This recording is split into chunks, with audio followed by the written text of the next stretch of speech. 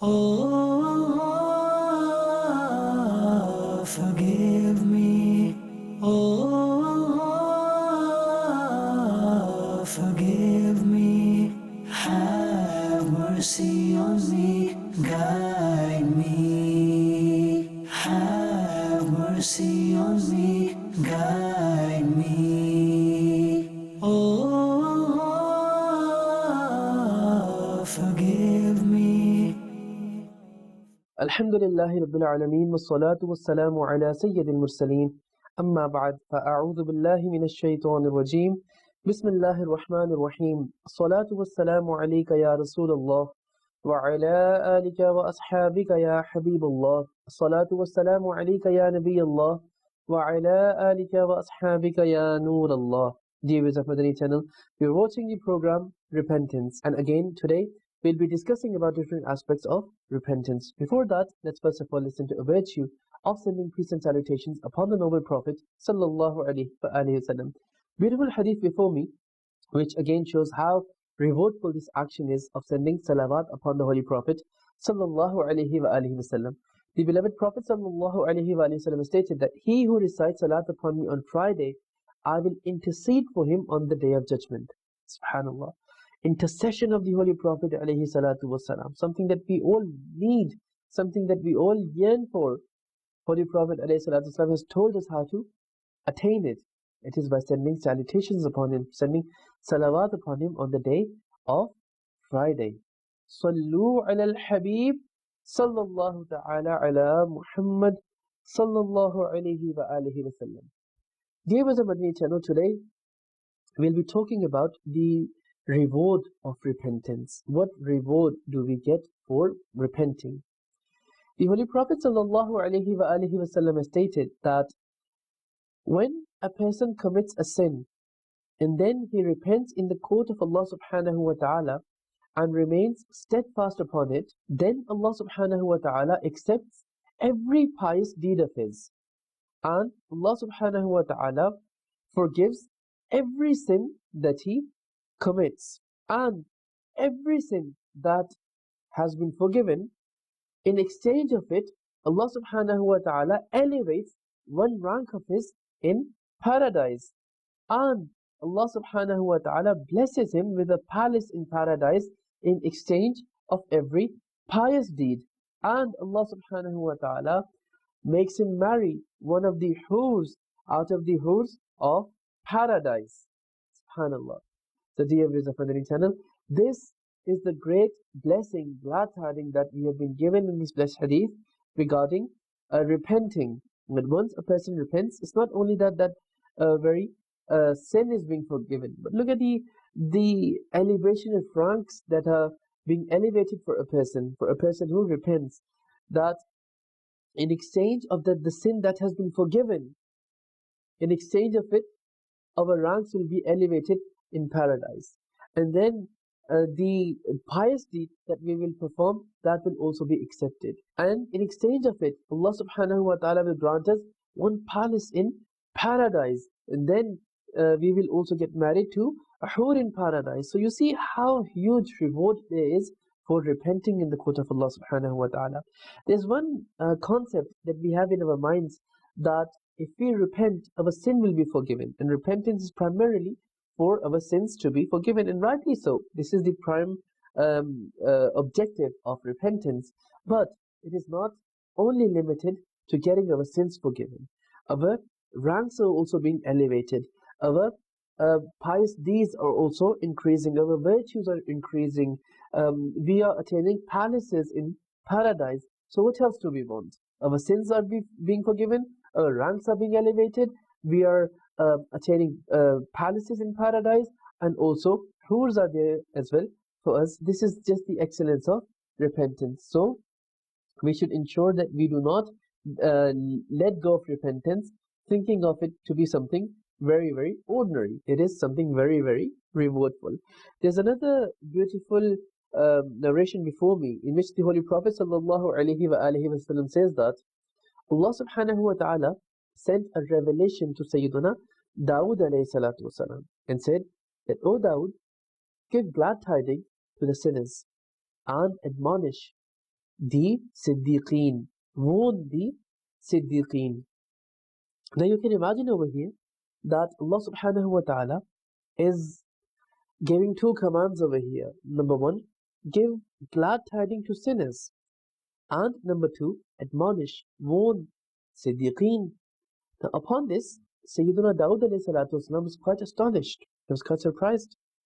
And he humbly asked in the court of Allah subhanahu wa ta'ala that, Ya Rab, O Lord Almighty, that what glad tidings should I give to sinners? And what warning should I give to Siddiqeen? Now to this, Allah subhanahu wa ta'ala replied, O Dawud alayhi salam, to sinners, give the glad tidings that no sin is bigger than my forgiveness. Allahu Akbar. No sin is bigger than my forgiveness. And give this warning, give this admonishment to Siddiqeen that do not be so happy upon your pious deeds. Why? Because from whomsoever I take the account of my blessings, of my ni'mas, then he will be destroyed. O Dawood alayhi salam, if you want to love me, then remove the love of this world from your heart, because the love of this world and my love cannot stay together in one heart. They cannot coexist in one heart. O Dawood alayhi salam, he who loves me, he offers tahajjud salah in night when other people are asleep. He remembers me in seclusion, in solitude, whereas the heedless people, they are heedless and negligent of my dhikr, of my remembrance.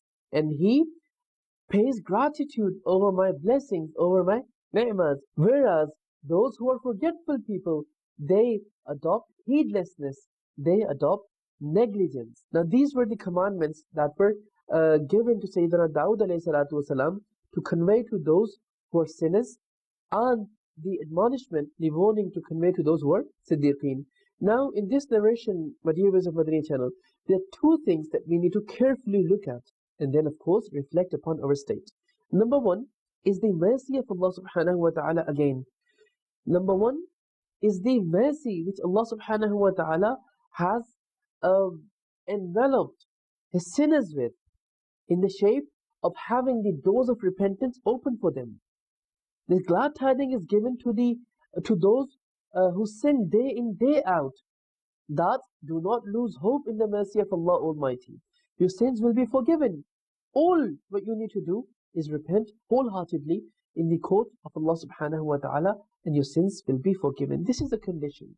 Do not be hopeless for the mercy of Allah subhanahu wa ta'ala. No matter how many sins you commit, still you will be forgiven. Still the mercy of Allah subhanahu wa ta'ala is very, very vast. You will be forgiven. Allah subhanahu wa ta'ala will accept your forgiveness. The door of forgiveness, the door of repentance is not shut. So this is the glad tidings given to sinners. And now, on the other hand, the Siddiqeen, those who are the highest level of awliya, they are also being warned over here that do not be proud of your pious deeds. As whomsoever Allah subhanahu wa ta'ala takes account of blessings from, that person will be destroyed. No one can give account of the blessings of Allah subhanahu wa ta'ala. So we need to keep this balance between hope and fear, between having the hope of being forgiven and having the fear of our deeds not being accepted in the court of Allah subhanahu wa ta'ala. At the same time, when Allah subhanahu wa ta'ala is merciful, at the same time He Almighty is also Qahar. He Almighty is also Jabbar. Many Muslims, remember, will also be punished in the hellfire because of their sins. It has been stated in narrations that many Muslims, they will also be punished in the hellfire because of their sins. And we also come to know that Allah subhanahu wa ta'ala is ever so merciful, is ever so forgiving, the most forgiving and most merciful. So we need to understand over here that despite committing so many sins, do not be hopeless from the mercy of Allah subhanahu wa ta'ala, as we will be forgiven. Allah subhanahu wa ta'ala will forgive us. The doors of forgiveness are there for us. So losing hope from the mercy of Allah Almighty, we shouldn't do this. And on the other hand, keeping hope upon the mercy of Allah subhanahu wa ta'ala, we cannot keep sinning. This also we need to keep in our minds.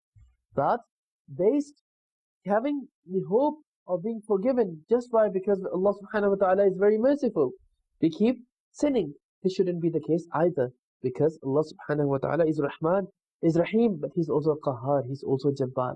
We need to remember this. And then there will be many Muslims who will be punished in the hellfire. So we need to think upon the fact that in case we may be amongst those Muslims who will be punished in the hellfire because of our shortcomings, because of our sins. So we need to reflect upon our state in this manner, which would inshallah enable us to repent and come on the right path and abandon sins. Otherwise, those who go to an extreme extent in committing sins, keeping a hope upon the mercy of Allah subhanahu wa ta'ala, they are also amongst those who face destructiveness. They're also amongst those who face destruction. And those who go to the other extreme, where they say that we've committed so many sins, now we won't be forgiven, so just keep committing sins, those people are also wrong. So both these extents, both these extents at both ends are wrong. We should stay in the middle, having hope in the mercy of Allah subhanahu wa ta'ala, and at the same time having the fear of Allah subhanahu wa ta'ala. A good balance of both of these aspects will make us successful in this world as well as in the hereafter. It is something that will keep us away from sins. It is something that will incline us towards abandoning sins. So we come to know that Allah subhanahu wa ta'ala has given the glad tidings of repentance and great rewards for those who repent wholeheartedly, who repent sincerely. But at the same time, those who boast upon their actions, those who proudly look at their actions and look down at others, there's severe punishment for them as well. So those who look down at others and those who boast upon their actions, they fall prey to arrogance as well, which is a major sin. And we need to understand that those who, ma'adullah, boast upon their sins and think of themselves to be someone very pious, they consider themselves to be pious, this opens up doors to many other evils, to many other sins, arrogance, ostentation, showing off, so on and so forth. And all these are major sins. So this glad tiding and this warning that we just heard about in this narration, where Allah Almighty sent a revelation to Sayyidina Dawood alayhi salatu wasalam, this is very, very comprehensive from many aspects. It covers many, many aspects for a believer. And it sort of tells us the boundaries at both edges of hope and of fear. Hope in Allah subhanahu wa ta'ala's mercies and of having fear of Allah subhanahu wa ta'ala's punishment. It sort of tells us, determines the boundaries of both edges and keeps us in check, keeps us in the middle. So this narration is something that we need to keep in our mind and reflect upon day in, day out, to ensure that we do not exceed both edges at both ends. And we need to keep this path in between both these admonitions and this glad tidings, to ensure that we remain amongst those who are upon the path of guidance and upon the path of repentance. So dear viewers of Madani Channel, we established today that those who repent wholeheartedly in the court of Allah subhanahu wa ta'ala, there's glad tidings of paradise for them. There's glad tidings for the elevation of ranks for them. There is glad tidings of palaces in paradise for them. There's glad tidings for of hurs for them. So these all glad tidings are for those who repent wholeheartedly and sincerely in the court of Allah subhanahu wa ta'ala.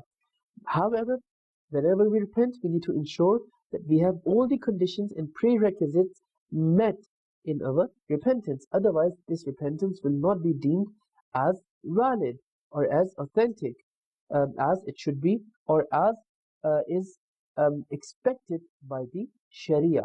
Or we won't be deemed to be amongst those who repent wholeheartedly and sincerely in the court of Allah subhanahu wa ta'ala. So this is very important for us to understand.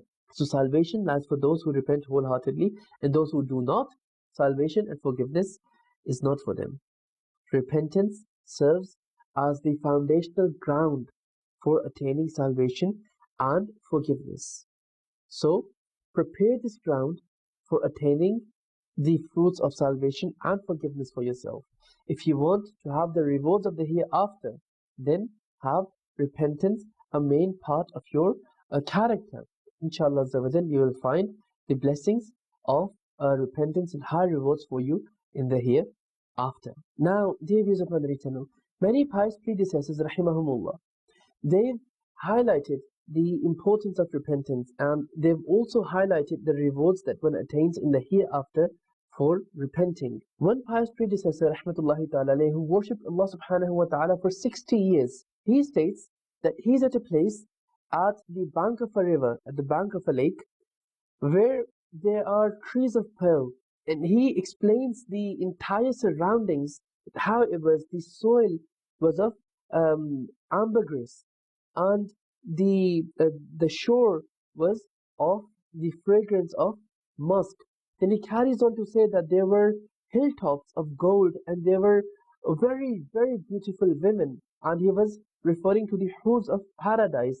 And then he also mentions the discussion that those hoods had with him, and where they gave this glad tidings to that Buzurg rahmatullahi ta'ala alayh, to that noble predecessor rahmatullahi ta'ala alayh, that we are for those who worship Allah Almighty in the night time. We are for those who repent sincerely in the court of Allah subhanahu wa ta'ala, and we will not be displeased of them in paradise. By saying them means that our husbands, they will be granted to those who repent by Allah subhanahu wa ta'ala in paradise, and they say that we will always remain content and pleased with our husbands in paradise. So our pious predecessors, rahimahumullah, they also highlighted the importance and the reward of those who repent wholeheartedly in the court of Allah subhanahu wa ta'ala. And over here, he rahmatullahi ta'ala mentioned his own account, what he saw, and what reward awaits those who repent wholeheartedly in the court of Allah subhanahu wa ta'ala. So dear viewers of Madani Channel, we've established again that repenting in the court of Allah subhanahu wa ta'ala wholeheartedly and sincerely is something which is of an excellent reward, and palaces and other excellent and amazing reward awaits those who repent wholeheartedly in the court of Allah subhanahu wa ta'ala in the hereafter. May Allah Almighty enable us to also get a share of those excellent and amazing rewards in the hereafter, and may Allah subhanahu wa ta'ala enable us to follow the footsteps of our pious predecessors and repent wholeheartedly and sincerely in His court. Ameen. Bijahin Nabiyyin Ameen. Sallallahu alayhi wa alihi wa sallam. Sallu ala al-Habib. Sallallahu ta'ala ala Muhammad. Sallallahu alayhi wa alihi wa sallam. Oh, forgive me. Oh, forgive me. Have mercy on me. Guide me. Have mercy on me. Guide me.